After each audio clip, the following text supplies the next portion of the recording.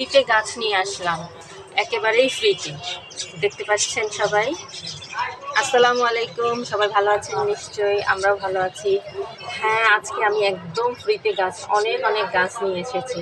পল্লবীতে ননদের বাসায় যেয়ে ছাদে যে অবস্থা দেখলাম গাছে, তাতে ফ্রিতে গাছ না এনে পারলাম না।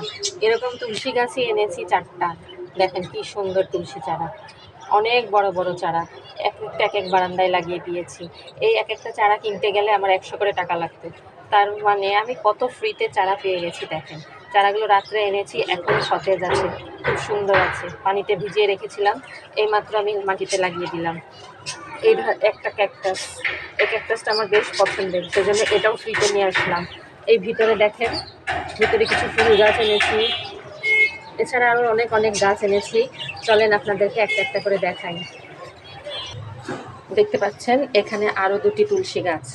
এই 2টা তুলসী গাছ তো একদম বীজ হয়ে গেছে, একদম ফুল হয়ে বিচি টিচি হয়ে, কিন্তু ছোট্ট চারা গাছ। দেখতে পাচ্ছেন ছোট্ট চারা গাছে এত সুন্দর হয়েছে। এদের ছাদে যে কী অবস্থা, আপনারা না দেখলে বিশ্বাস করতে পারবেন না। আমি ভিডিওটা করে এনেছি, আশা করছি আপনাদেরকে 2-1 দিনের মধ্যেই দেখাবো যে মানুষের ছাদে কী পরিমাণ গাছ হতে পারে। এই ফুল গাছটাও নিয়ে এসেছি ফ্রিতে, একদম ফ্রিতে। আমার ননদের ছেলেটা আমাকে হেল্প করলো গাছগুলো নেওয়ার ব্যাপারে, কিভাবে নিব সেগুলো আমাকে একটা ব্যাগ দিল জোগাড় করে।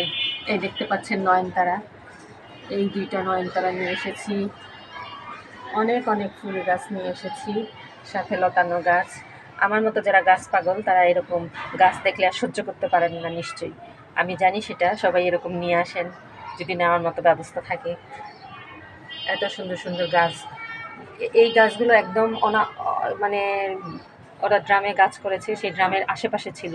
আমি ড্রাম থেকে আনিনি, ড্রামের আশেপাশ থেকে এগুলো সংগ্রহ করে নিয়ে এসেছি, কারণ ওদেরও তো বাগান নষ্ট না করে আমি যেগুলো সংগ্রহ করতে পেরেছি সেগুলো নিয়ে এসেছি।